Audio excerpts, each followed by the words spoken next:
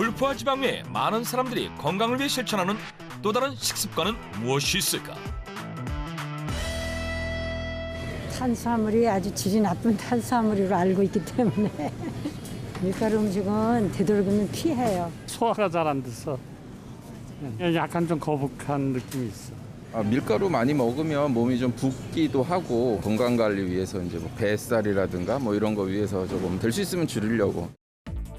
시민 100명 중 19명이 선택한 밀가루 끊기.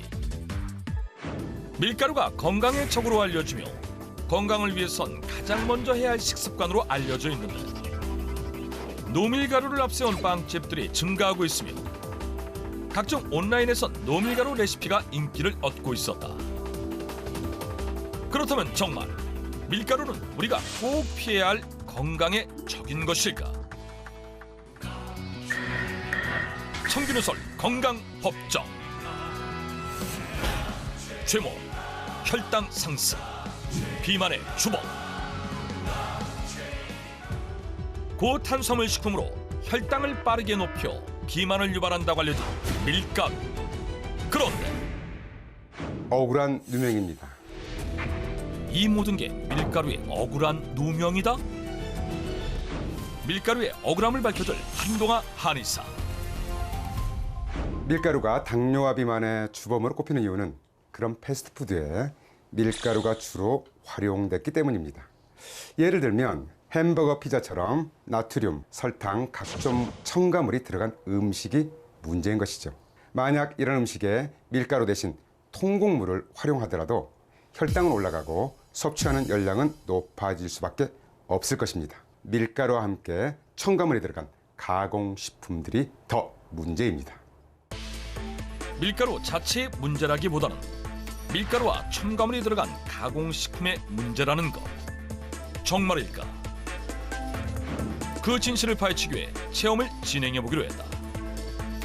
건강식으로 알려진 현미 비빔밥에 현미 대신 밀가루 국수를 활용해 혈당 변화를 살펴보기로 한 것. 건강에 이상이 없는 김명기 씨의 혈당 수치는 정상 범위. 이제 현미 비빔밥을 섭취하고 2시간이 지난 후 혈당을 측정해봤다. 그리고 다음 날 현미 비빔밥과 나머지 재료는 동일하고 현미밥 대신 같은 양의 밀가루 국수를 넣은 비빔국수를 섭취한 뒤 혈당 변화를 측정해봤다.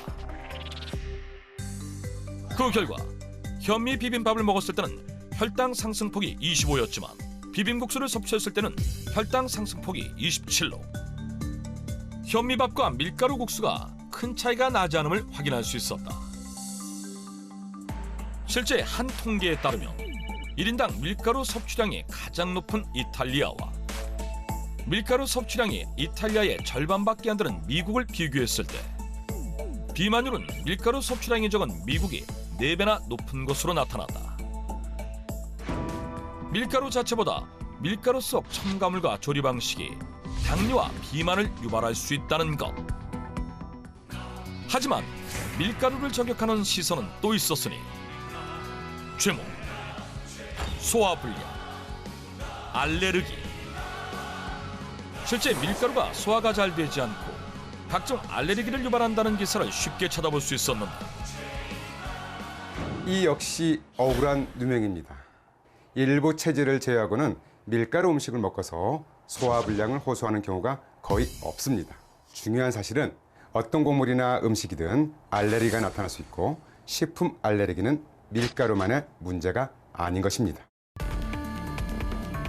밀가루 알레르기가 있다면 밀가루 속 글루텐이 소화력을 떨어뜨릴 수 있지만 모든 사람의 소화 기능을 떨어뜨린다는 것은 과장된 의견이라는 것.